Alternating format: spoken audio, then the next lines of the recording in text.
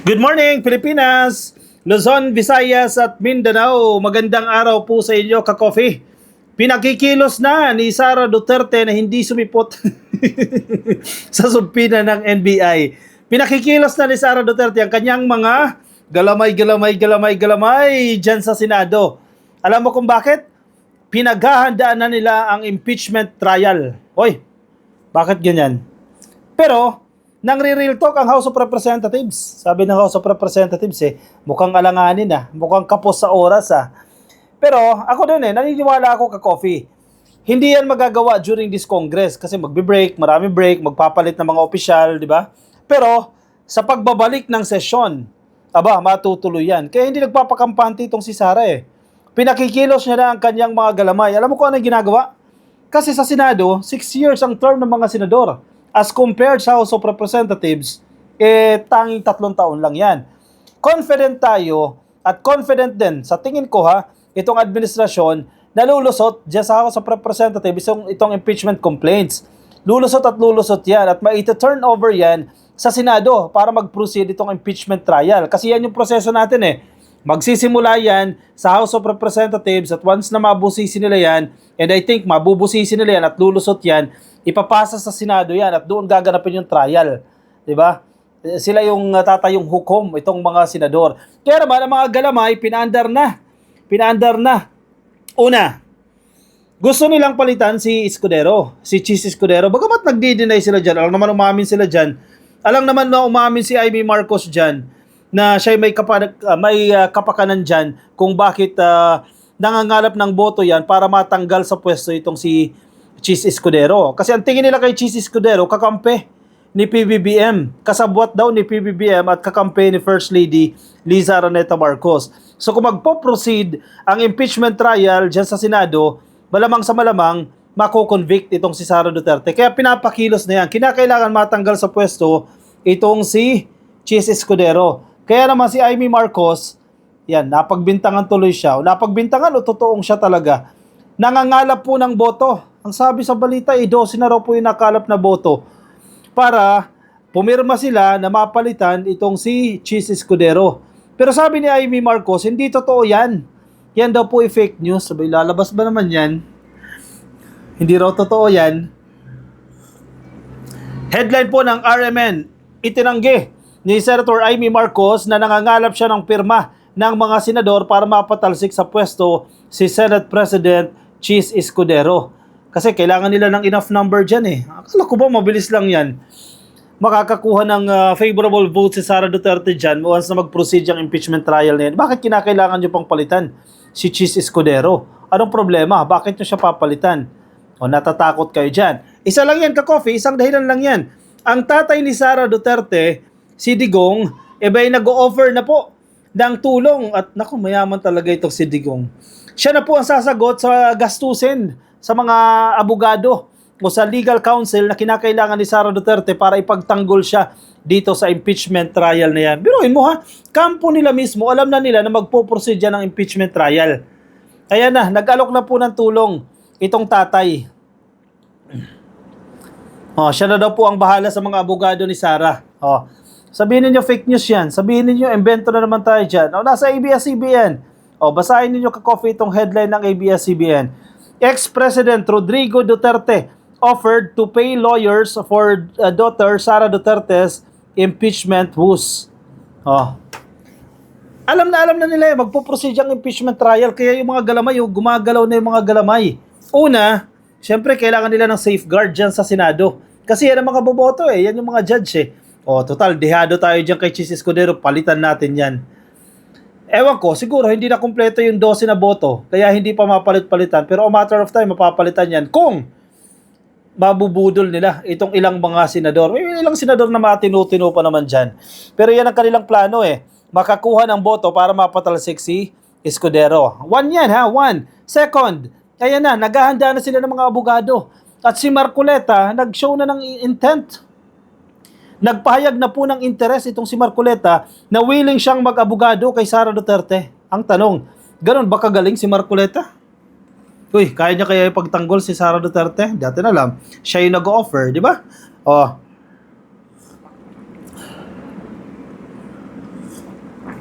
Vice President Sara Duterte on Wednesday, ngayong araw lang po yan, said the former President Rodrigo Duterte has offered to shoulder the cost of hiring several lawyers for impeachment cases that have been filed against her. Hindi isa, hindi dalawa, hindi tatlo, hindi apat, hindi lima. Napakaraming abogado ang i-hire nila yan. Yung pinakamagagaling na abogado na para ipagtanggol si Sara. Alam mo kung bakit? Kung matalo kasi sila at ma-convict na si Sara Duterte, abay, endo na. Wala na, yung pangarap na maging presidente sa 2028. Kaya bubuhusan na talaga nila ng salapian. Si Digong na ang gagastos. Billionaire naman si Digong eh. Sabi ko, walang pamasahe papuntang Maynila. Imposible. Gagastosan na yan ka-coffee. Saan kukuha ng pera? Kung hindi nakaipon. Several lawyers. Mag-hire ng several lawyers para ipagtanggol si Sara Duterte. At huwag ka na mag-alala dyan, Sara. Ang tatay mo na ang bahala. Gagastos ng milyon-milyon yan. Pambayad ng magagaling na abogado. Acceptance fee pa lang, ka-coffee. Magkano na yan? Impeachment trial yan. Ang acceptance fee, manipis ang 10 milyon, ang 20 milyon sa mga ganyang kaso. Impeachment yan eh. Baka 50 million o 100 million, baka acceptance fee pa lang yan. Pero bariya lang yan, ka-coffee. Maraming naipon. Billions of pesos ang naipon. The Vice President said she has been meeting with several defense lawyers since last year in preparation for impeachment proceedings against her. Ayun na. Aminado na sila. Pinaghahandaan na nila. Welcome nga raw, sabi ni Sara Duterte. Welcome yung impeachment complaint na yan. Alam nilang may mali sila eh. At alam nilang matibay-tibay itong mga argumento na ibinabato sa kanila. Kaya wala silang magagawa dyan, kundi paghandaan na lang yan. Yung depensa, pinapalakas na nila kanilang depensa kasi kinakailangan nilang manalo sa kaso na to. Kasi kung matatalo, abay, goodbye ang karir sa politika. Hindi na pwede tumakbo sa pagka-presidente, frontrunner pa naman daw. Kaya gagawin ang lahat, exhaust all efforts para maging favorable ang decision kay Sara Duterte. Ang mga galamay, pagalawin na. Ayan na. We have an inventory of possible cases that will be filed. We have lawyers assigned for each case. Wow! Ang daming abogado niyan. May abogado kada isang kaso. Hindi lang naman isang abogado yan kada kaso. So that we ensure that all the cases have lawyers focused on each case. She said in a press conference on Wednesday. Nagsabi si Pangulong Duterte na magpapadala siya ng pera para sa pambayad ng mga abogado kasi alam niya na napakaraming abogado ngayon. She said, Hoy, ang dami pera. Okay lang yan. Mas maganda na yan galing kay Digong. Kung galing sa Pogo yan, mas okay na yan. Wag lang sa kaban ng bayan. Kasi baka sa kaban ng bayan yan eh. Baka sa budget pa ng Office of the Vice President. Kukunin yung pambayad sa abogado. Balugi pa ang taong bayan dyan. Ang taong bayan pa ang nagpasahod sa abogado ni Sara dito sa impeachment trial. Okay lang yan. Galing kay tatay niya. Galing kay Digong. Kung galing man yan sa Pogo yung pera na yan, mas mainam na yan kaysa galing sa taong bayan. Pero nagsabi na rin ako through my brother na wag na siyang magpadala ng pera dahil nakapaghanda na naman kami para sa impeachment case.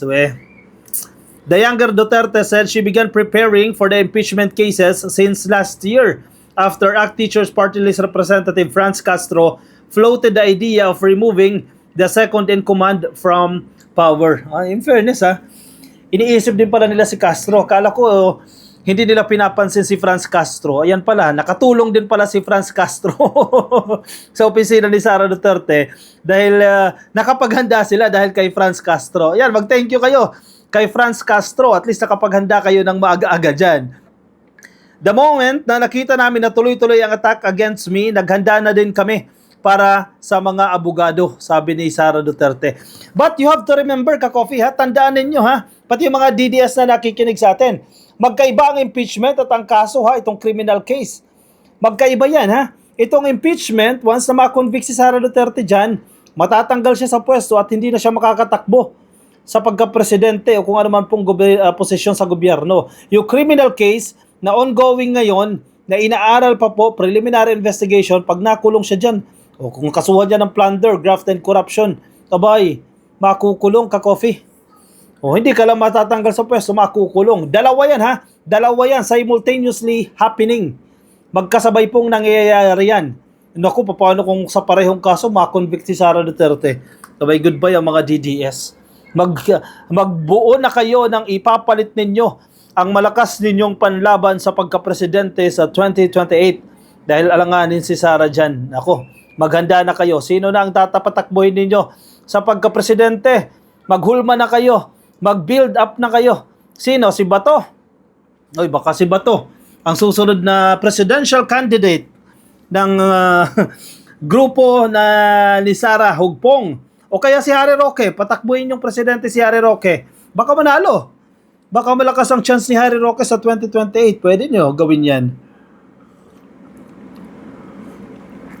Kasi kung alanganin si Sara, di ba? Kasi yan ang pinakamalakas nilang panlaban as of the moment eh. E paano nga kung ma-impeach? Di ba? E di isip na kayo ng panibago, nako, palakasin nyo na si Bato. At least 2 impeachment complaints have been lodged against Duterte in the House of Representatives, but both have yet to garner the required number of lawmakers' signatures for it to be brought up in plenary. A third complaint is reportedly being prepared against the Vice President, but it has yet to be formally filed in the House. Madali lang yan dyan, ka-coffee. Sa House of Representatives, mabilis lang makakuha ng numbers yan.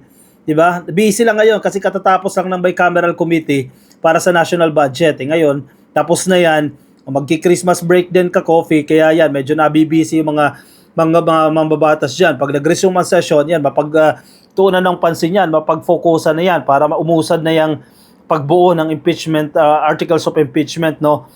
And then eventually, dalhin na sa Senado yan para mapag-usapan. Among the impeachable offenses cited in the complaints against Duterte is 1. Betrayal of public trust after the Vice President allegedly committed gross abuse of discretionary powers over the 612 million pesos confidential funds. Naku, ito yung pinakamatibay na kaso, ka-coffee. Dahil mismong ang Commission on Audit na ang nagsasabi, illegal yung naging paggastos ni Sara Duterte dito sa confidential funds. At ang masaklap pa, sabi ni Sara, hindi ko alam yan, hindi na ako magko-comment dyan. Hindi na ako magpapaliwanag dyan sa mga acknowledgement receipts, sa mga questionable. Yung kay Mary Grace Piatos, hindi na ako magpapaliwanag dyan. Dahil nangyari daw yan sa ground. Dinistansya niya lang sarili niya. Wala akong alam dyan. Tao ko, may kagagawa niyan. Wala akong alam dyan dahil yung pumirma dyan sa ground galing. Nako, nagkamali ka, madam. Bakit nag-hire ka ng mga tao na manloloko? Di ba dapat chain of command yan at command responsibility yan? Kung palpak yung tao mo, winaldas yung confidential funds mo, bay dapat managot ang head of agency. Bakit inalaw mo na ganyan? Napakarami mga acknowledgement receipts ang pineke, dinoktor. Nasaan ang pera? Sabi niya, wala siyang alam dyan, di na siya magpapaliwanag dyan dahil nangyari sa ground dyan. Pwede ba yun? Acceptable reason ba yun?